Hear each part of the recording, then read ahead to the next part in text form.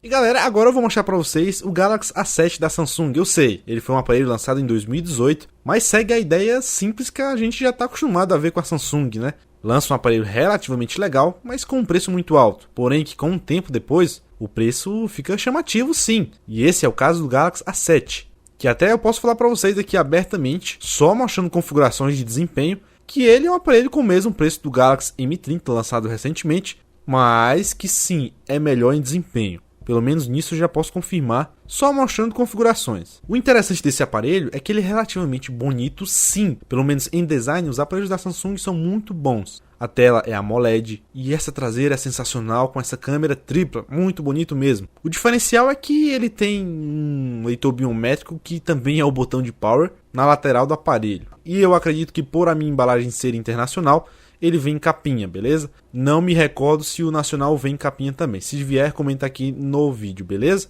O seu fone de ouvido típico de um Galaxy Y, pelo menos é interessante vir fone de ouvido. E infelizmente o seu cabo é micro USB.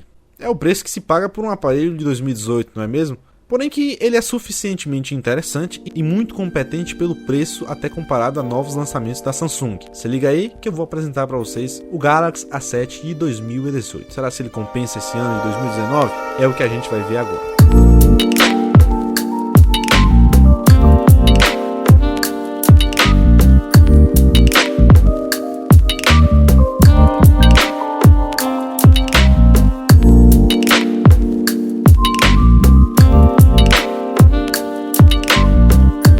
E aí galera, prazer, eu sou o Gerson e agora sim, com orgulho, mostro esse aparelho para vocês, que é o Galaxy A7 de 2018 da Samsung. E como eu mencionei no início do vídeo, ele é um aparelho relativamente antigo, mas é interessante sim, porque a Samsung tem essa famazinha que todo mundo sabe. Lança um aparelho, mas alguns meses depois o preço fica legal. É o caso, por exemplo, também do Galaxy J8, mas o Galaxy J8 não é bom. Simplesmente foi um caso em específico que ele acabou tendo uma queda de preço, mas mesmo assim continua caro pelo que ele oferece. Agora esse aqui teve uma queda de preço boa e vale a pena mencionar sim, porque algumas pessoas vão preferir as configurações desse aparelho em certos pontos. Mas fica aí que eu vou até mencionar alguns outros aparelhos que talvez de A7 de 2018 vocês vão gostar. E lembrando também que se você tiver interesse no Galaxy A7 ou então em qualquer outro aparelho que eu vou mencionar, eu vou deixar os links aqui na descrição, beleza? São sites confiáveis e parceiros do canal, então pode ficar tranquilo, é tudo 100% confiável. Agora bora lá, o Galaxy A7, eu acredito que o interessante é que no âmbito nacional a Samsung lança aparelhos suficientemente do gostinho brasileiro.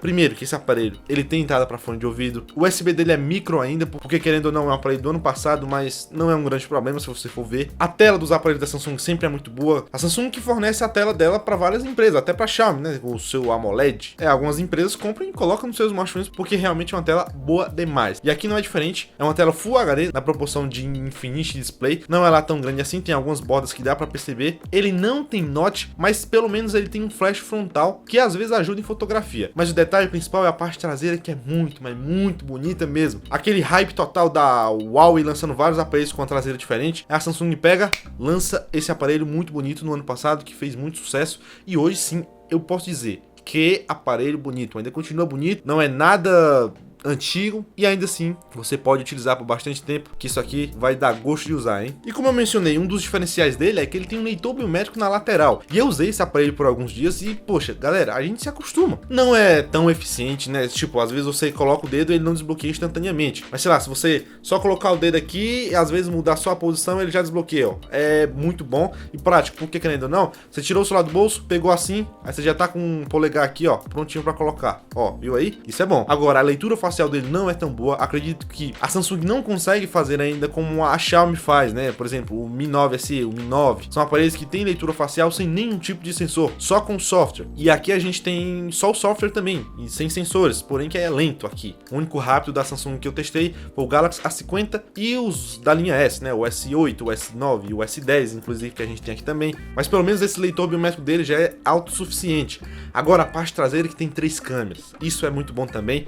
Tem 3 3 câmeras com a ajuda de um sensor wide angle. É um sensor principal, vai estar aí aparecendo as especificações na tela, um secundário para ajudar em foto no modo retrato e mais um, como eu já falei, wide angle, muito bom. Galera, se eu comparar essas câmeras do A7 de 2018 com o M30 da Samsung, o A7 dá uma surra no M30, simplesmente. E até uma ideia que eu já apresento em aparelhos da Xiaomi. A empresa lança um aparelho novo, porém que, sei lá, um aparelho de 5, 6 meses atrás já é melhor do que esse novo que ela lançou. É óbvio, vamos esperar que o M30 também daqui uns meses baixe o preço. Mas atualmente eu compraria um Galaxy A7 e não um M30, ó, já puxando para esse lado. Mas em fotografia, como vocês podem ver, ele é bom demais. O sensor principal é de 24 megapixels com abertura f1.7, ou seja, entra muita luz e as fotos vão ficar legais em alguns ambientes pouco iluminados, não é em todos, tá? E como eu falei, né, em ambientes pouco iluminados, algumas exceções servem, porém que se você tá ali em uma sala, só tem a luz do teto, se você fizer qualquer movimentinho com a mão, a foto vai sair tremida, e isso é um saco, tanto na traseira como na frontal, em todos os sensores. Em ambientes bem iluminados, é sensacional, é uma câmera realmente boa e dá pra dizer que câmera top e recomendada, melhor que a do M30, olha isso, melhor que a do J8, desses aparelhos assim, eu acho que o mais legalzinho que eu tô testando é esse aqui e me deixou bem eufórico. E outro também, o sensor wide angle dele é bom. Agora, um detalhe fica para a gravação de vídeo que a Samsung não colocou em 60 quadros, nem em 4K aqui. Não entendo que a Samsung lança um aparelho top, sensacional, mas esquece desse detalhe que eu pelo menos acho legal, né? Não sei você, isso também é do seu gosto. Em câmera ele é bom, mas na faixa de preço, se você preferir, eu não tô puxando o saco da Xiaomi nem nada, mas é óbvio, eu não vou fugir do assunto de que o Redmi Note 7, ou então, sei lá, o Mi 8 Lite, já tem câmeras suficientemente melhores do que ele aqui, tá? Só falando, se você procura por câmera e aparelhos bonitos, o Redmi Note 7 ou o Mi 8 Lite já são melhores do que ele. Eu vou deixar até uns comparativos pra você ter uma noção de que eu não tô mentindo, só falando, tá? Ele é legal, porque assim, eu posso falar do Redmi Note 7, do Mi 8 Lite, mas muita gente vai preferir ele por conta do seu display, que é AMOLED. Muita gente hoje quer ter um display top, então eu não vou nem contrariar ninguém aqui. Porém que os aparelhos da Xiaomi tem um display bom também. Agora, se você preferir câmera, Redmi Note 7 e 8 Lite, beleza? Fechou? Tá tranquilo? Agora na parte de desempenho, galera, sensacional também. Eu não esperava que ele fosse tão bom. Claro, não é o mesmo desempenho de um Snapdragon 660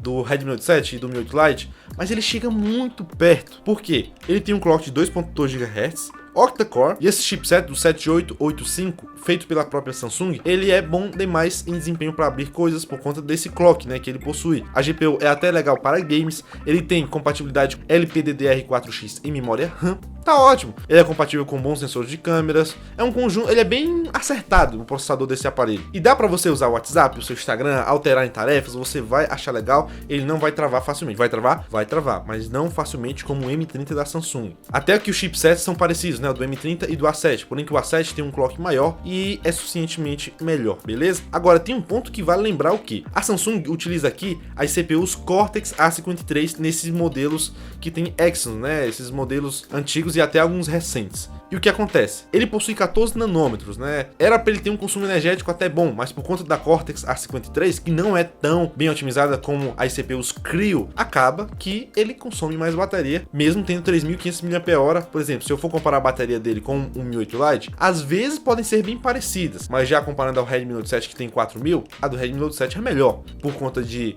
eficiência energética e também porque são 500 mAh a mais, né? Eu usei ele e achei a bateria praticamente a mesma do Mi 8 Lite. O Mi 8 Lite tem 3.300. Esses aparelhos da Xiaomi têm uma melhor otimização em software e também por conta do chipset, que é suficientemente melhor em consumo energético. Não dá para comparar por conta dessas CPUs, da forma que eles trabalham, da GPU também, caso você abra muitas coisas que necessite da GPU. Então, nesse conjunto geral, se você opta por um aparelho que, fechou, esquece design, esquece tudo, só pensa em desempenho e em câmera, não vai ter outro aparelho a não ser os da Xiaomi. Eu não vou nem mentir. O Mi 8 Lite e o Redmi Note 7 são os mais bombados nesse sentido. E na faixa de preço dele, né? Eu não vou nem fugir desse assunto também. Mas é óbvio também, se você quiser um aparelho ali bem estável, todas as configurações, em tela, desempenho, fotografia estávelzinho ali, o A7 vai ser legal. E muita gente acaba não optando pelos aparelhos da Xiaomi por conta da tela dos aparelhos da Samsung, que são melhores. São super melhores? Não, mas são melhores. o preto é mais preto, você vai conseguir visualizar melhor o display quando você sai na luz do dia, mas eu não sei se isso realmente é motivo para decisão de compra. Isso fica a seu critério, eu vou deixar aí umas comparações, né, para você decidir, mas em câmera, os aparelhos da Xiaomi se saem melhor e em desempenho também, beleza? Eu vou ficando por aqui, o A7 é top e eu fiquei feliz porque ele é um aparelho que baixou de preço, então você talvez se interesse em comprar ele, até se comparar ao M30, que não é tão legal. Um forte abraço, eu vou ficando por aqui, até a próxima, adeus, tchau. Uma pessoa comentou que o final dos meus vídeos são muito ridículos. Cara, eu não tô nem aí. Um forte abraço, deixe o seu like. Chegou alguém aí, meu irmão. Chegou alguém aí, meu Deus do céu.